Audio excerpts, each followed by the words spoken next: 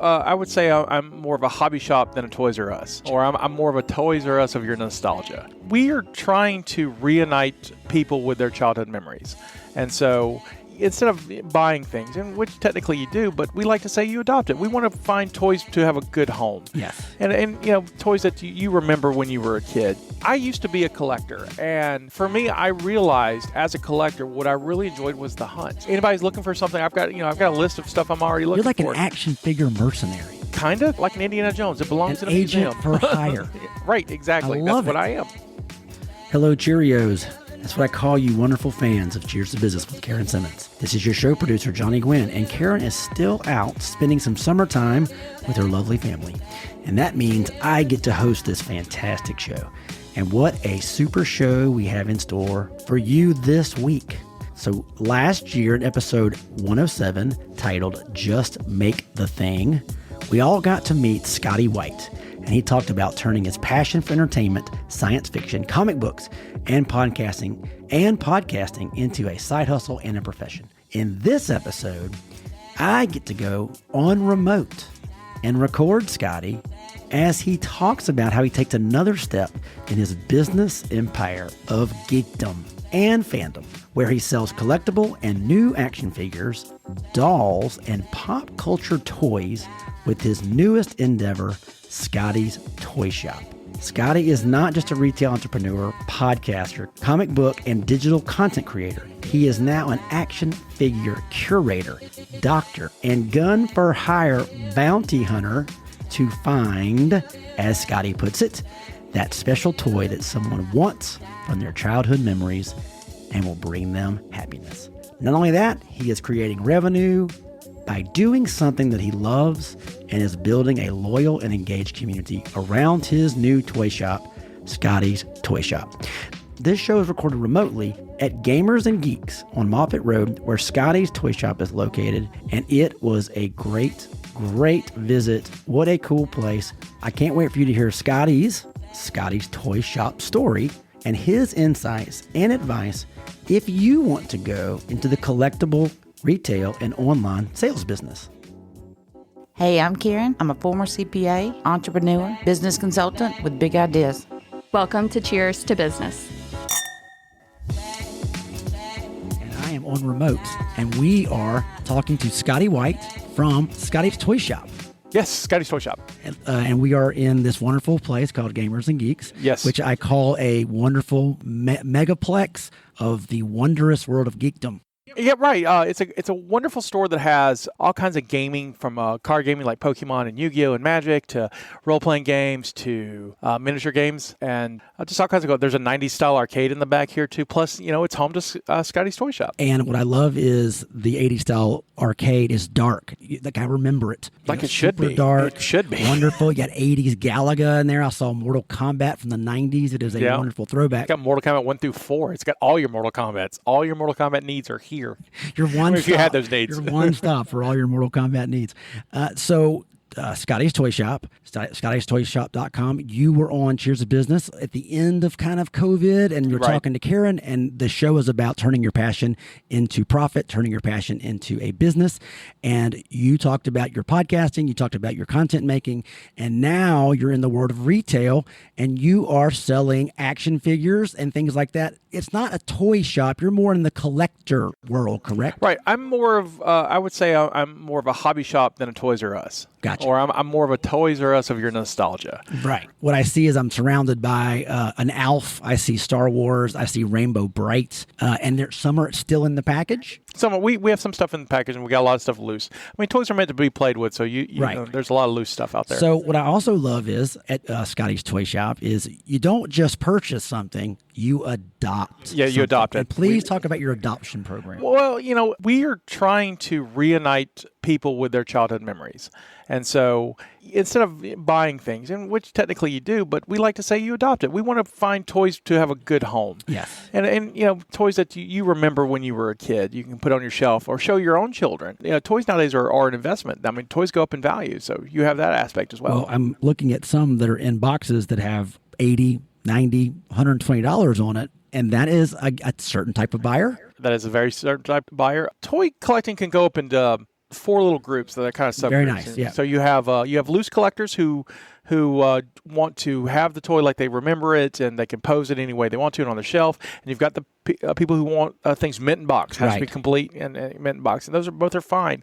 And then we've got the 2 types of collectors who are the ones who, when they were growing up, are replacing something they had lost, something that brought them joy, or people like in my situation, while I did not grow up. I didn't grow up poor, but I didn't have everything I wanted. No child does. But now that I have means, I can get some of that stuff I was missing. Okay, so what's something that you do have now that you couldn't wait to get, and something that you're dying to get because now you can buy a part of your childhood? Yeah, so I have a 1983 LGN Michael Jackson doll. Right. Very nice. And so with the red leather jacket? Oh no, I had a Thriller one, and that he sold in Huntsville, but I have one from the American Music Awards. What's something out there that you're pining for? So as a Star Wars fan, and everyone knows I'm a huge Star Wars fan, the toy I never able to get was Han Solo and Carbonite. Oh, wow. And so Kenner back in '85 made a Han Solo and Carbonite combo where it had the Han and a Carbonite block together, and you could put him in it. And so I'm looking out there for one. I'm going to have one day. That is cool. So you have a full-time job. I do. Scotty's Toy Shop is located in Gamers and Geeks. Are you only open on the weekend because you have, you are living your life and making money, and your main job is just store only open on the weekend? We're open on the weekends, and of course, go to scottystoyshop.com. You can contact me if there's something. Yep. I'm here. I'm here most evenings too, but we don't advertise that as much. So, but if there's anything you're looking for, you need, just contact me. We'll make arrangements. Not a problem. Plus, I ship all over the world. So, and I also love that when you do your adoptions and when you get new stuff, and I don't think you've done unboxing in a while, but I'm sure. No. But your Facebook page of Scotty's Toy Shop on Facebook, you show the people adopting, you show the new products in, you show the things that are available, and you can send a DM is not hard to say, hey Scotty, hit me up. What's the price on that one? Exactly.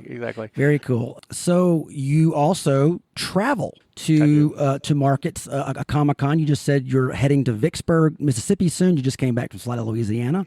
Right. Tell me what that looks like. Do you set up a booth and then show your wares? How much a part of your business is that? It's a good size part of our business model. We basically set up a small version of the booth that we have now, and so it's just like walking in the store and seeing all the cool stuff that we got.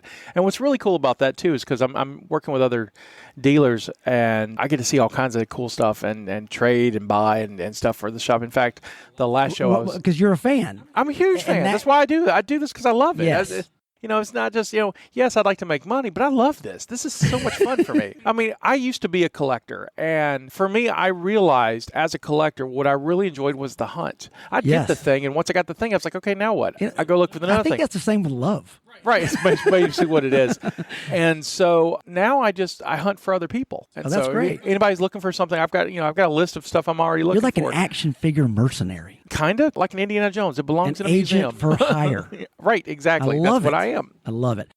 You were going to have the grand opening. I was going to come. Then there was a weather event. Yeah, and you canceled. I'm sorry. Did you have your opening event? We're going to move it to September. Gamers and Geeks is having another festival in September with Lou Ferrigno's coming. Whoa, the Hulk. The Hulk himself. And so we're going to be soft-opened all summer while we work out some more kinks, but September everything should be ready, so we're going to do a grand opening and a ribbon cutting then. It sounds like a good relationship between Gamers and Geeks and Scotty's Toy Shop because... I couldn't do it without Gamers and Geeks. You guys, the owner is Tommy Widgen. That y'all have become friends. Oh, yeah, he's an amazing guy. Very simpatico in what he's created with his Gamers and Geeks and what you're doing, because you are highly specialized in the selling of new... I like to call it vintage and collectible. Vintage and collectible. So the new stuff we call collectible. So what's great is he has a tenant now that adds to what he's already doing, and now he's kind of out of the retail inventory game, which... Look, that's a very hard, time-consuming world. How in the world are you handling? I'm looking around your shop right now. How are you handling inventory right now and inventory control? What's sleep? Well, I'm sure you like you just told me, you keep buying collections and have to do repairs on it, and then you got to put it into the system, and then you have to put it out to sell. I just bought a large G.I. Joe collection, and for those who are my age, so I'm 43. If you remember, those G.I. Joe guys had little rubber O-rings in their waist to make them move. Right. And those rubber O-rings weren't meant to last 40 years. And so I ordered a kit from China and had to repair all of them. And so it's like, you're also an action figure doctor. I am an action figure doctor. I'm not a good one, but Well, G.I. Joe's is where we're at right now. I saw some of the work you did. It was a G.I. Joe that was in pieces when you showed the before picture, and you did manage to put them together very nicely on the after. Yeah, it took me a minute. We all took things apart when we were kids, and I was 9. I'd made my own G.I. Joe, legs on this guy and arms on that guy. So it took me a little while to remember how to do that, but it was like, once it clicked, it was like, oh, like bicycle riding. I got this. Man. Well, I love the fact that you are selling people not just a product, you're selling them a memory and something that brings joy to them. I think when you are hitting the right price, getting the right people, and creating that warm feeling, you have a win-win-win situation. Exactly. I want to make people happy, and that's what I'm doing. And if there's something out there you're looking for, or something you've missed, or something, let me know. We'll go find it. I do a lot of shows. I talk to a lot of dealers. We can find pretty much whatever, and we typically beat eBay prices. And you can just pick it up here. There's no shipping. And of course, unless you want me to ship it to you, I'll ship it to you too. Very nice. What sells the most? I'm sure Star Wars sells very well, but what is something that has surprised you that sells really well? The odd 80s stuff, I would say. I've sold, I had a couple of Annie figures. Annie, like the 1982 in the movie. The 1982 movie. I bought $3 from a dealer a couple months ago, and I've sold 2 of those. And I've noticed in the market there's not a lot of dealers who do a lot of girls' toys. Interesting. And they're women collectors too. And so I want to try to cater to that more. Yeah. And so every time I find some neat dolls or something interesting, especially like Strawberry Shortcake or Rainbow Bright or stuff like that, I always pick that up. Gary Vee did a thing a while back, fantastic entrepreneur, top 5 in the world. I don't know how they rank that. And he did a show that was 22 episodes on YouTube. And this guy makes millions of dollars, right? But he loves collecting sports and video game stuff. Yeah. And he took $100 in his pocket, and him and his buddy went out, and they had a film crew, and they would go to garage sales. And he said, guys, you don't have to have $1 million to be an entrepreneur. I take $100, I buy the stuff I know can sell for more than I'm buying it for. He goes out there, does the inventory, comes back, puts it on eBay, and makes his profit. Exactly. And that's what you're doing. And I love that. And it doesn't take a huge amount of investment to be able to do this. And what's nice is your rental relationship with Tommy and Gamers and Geeks cuts back on that cost for you because now you've got a retail store, which is a lot of overhead. Now you've got a wonderful way to save money and how you're doing that as well. Right. And it doesn't take a lot of money, but it takes a lot of research. It's easy, but it takes time. And I love it. Yeah. I love it. A lot of people don't realize how much time is involved just researching to find the right product to buy and to sell. I mean, the market's always changing. And it's funny, the hobby market has skyrocketed over COVID. And so people are home shopping home shopping, but they're also home shopping for nostalgia stuff. So sports cards went through the roof, gaming cards went through the roof. I sell LPs, and I sold some of my highest priced records during that time. I couldn't believe it. Same way with toys. Toys are toys have gone through an incredible rise in market, and so it's also a seller's market anyway, because realistically, checks are stopped coming from the government, and people are looking for jobs and stuff so they're looking for extra cash. They come see me, and I help them out. How do you find your nostalgic inventory? Is there an online board you go to? Where have you found that network? So Facebook is a great resource for all of that. There's a lot of us dealers and collectors who talk on Facebook, more so than any, because it's easier to do groups on Facebook than any other platform. I agree. And so everyone's doing Facebook groups, and we do sales online, and we do chat. That's how we find out about the shows, and just it's good. It's a really good network. Tommy's been wonderful and helped me out. Another Travis Hotard out of Slidell with a Mega Level Toys has been incredibly helpful for me, and Jonathan Brown with the Celosaurus, also out of Slidell, have been incredibly helpful in getting me started. So, say someone loves knives or something like that. You're not going to go and rent a retail space. No. But they want to go out there, make a couple bucks, do something they know about, they love. How would you say for someone to get started doing first, this? Again, like I said, do your research. Find some Facebook groups who deal with that stuff, and then by talking to others, you'll gauge what's working in the market right now. Would you suggest doing something like maybe like the flea market, something like that, where you have a table? Of course. And like I said, maybe these shows, instead of going all in, why don't you try it baby steps first? Yeah, exactly. And that's what that's what I did. So that's how Scotty's Toy Shop started. I got started. I was collecting for a long time, and then I was doing shows with the comic book, and then we would bring some extra toys to sell just to mostly get out of my house kind of stuff. And then COVID happened and no shows last year. Right. And so I had a backlog of just inventory. Yeah. And I was watching Amazon Prime. There's a documentary about toy stores. And I saw one, had an episode of this wonderful couple out of Lawrence, Kansas, who own 1313 Mockingbird Lane, which is from the Munsters. Oh, very nice. But that's the name of their toy shop, and it's a couple. They have full-time jobs, and they still do this wonderful shop. And so I saw that in January, and so I know about February 1st, I called Tommy. I was like, "Hey, I kind of want to do this," and he went, "Yes, you need to do it now." And so he's been influential in pushing me getting the store together. Well, I'm excited for it, man. I love this stuff. I actually brought some of my extra action figures, and you gave me a fair price, and it goes out to an adopted family somewhere, and that's great because it was sitting in a box at home, and it doesn't need to be that way. Right. It needs to be out in the world. Exactly. That's the way I feel. My job is to help get it there. So, Scotty White, we're going to talk a little briefly about community real quick. I know you use Facebook a lot. How important is your group around you of growing your business? How important, not just customers, how are you engaging those people around you